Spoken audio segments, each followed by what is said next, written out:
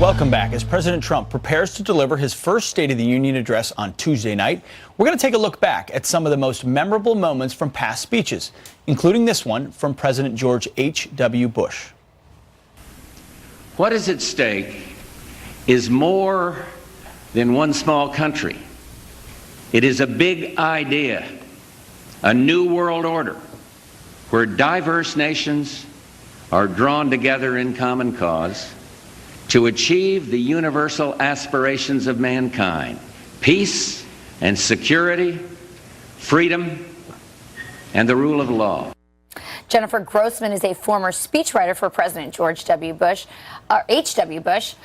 His speech, and the CEO, she's also the CEO of Atlas Society, which is a think tank that promotes Ayn Rand ideas. Welcome. Hello, good morning. So we're all looking forward to the State of the Union on Tuesday. We just saw the President H.W. Bush speaking. What do you think when you see that? I mean, it's so personal to you. This is what I think. Oh, no. Did he really say that? You know, that was definitely, it sounded more like Wilson, actually, than President Wilson, than President Bush. And I think it was a case of kind of the speechwriters pushing the president out a little bit in front of maybe more than he intended.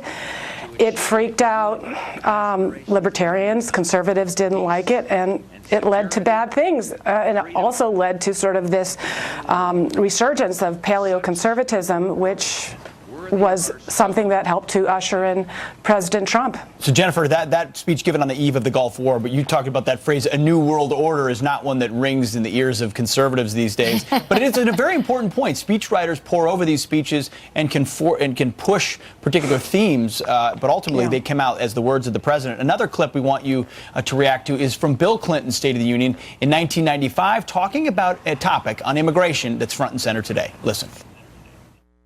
All Americans, not only in the states most heavily affected, but in every place in this country, are rightly disturbed by the large numbers of illegal aliens entering our country. The jobs they hold might otherwise be held by citizens or legal immigrants. The public service they use impose burdens on our taxpayers.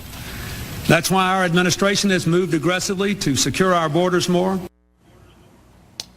So what do you make, Jennifer, of that speech, the themes that are commented today as well? I love that. That's a great line. And people are saying, well, President Trump should figure out ways to appeal to the Democrats, to bring the nation together. I think he should quote two of the most popular Democratic presidents of all time, President Clinton on immigration and President Kennedy on taxes. Why not? Great idea. He actually means it. That's why you're the speechwriter. Hey, Jennifer, you know, I had the honor here at Fox many years ago to work with the late Tony Snow, who you worked with in writing H.W. Bush's speeches. And one of the clips we want to play for you now was Ronald Reagan back in 1988 as he touched on the America First theme. We want to play that for you and then talk about how President Trump hits what is his clearly America First agenda. But here first, Ronald Reagan, 1988. Just as those who created this republic pledged to each other their lives, their fortunes, and their sacred honor, so too America's leaders today must pledge to each other that we will keep foremost in our hearts and minds not what is best for ourselves or for our party, but what is best for America. And Jennifer, I want you to react to that, and I mentioned Tony because I know, as you did as well, it's very difficult to script for the moment of that president and their personality. Yes, Tony was a great writer, a great editor, and a great manager and a great friend. But sometimes the best writers do not make the best speechwriters, because being a speechwriter really should just be taking dictation, figuring out how to put it in the president's words, and perhaps put in some historical allusion. That's a wonderful line that was in President Reagan's last inauguration, last State of the Union, and it actually harkened back to his first, to his inauguration. And I think there is a sentiment of America First in it, but it also highlights an opportunity for President Trump, because when President Reagan talked about it, he put some of the heart, some of the philosophy. He talked about the founders. He talked about the Constitution. Right. And when President Trump says America first, I mean, he puts it out there. He puts it out there as a slogan. Well, and I think without kind of explaining it, there's an opportunity for people to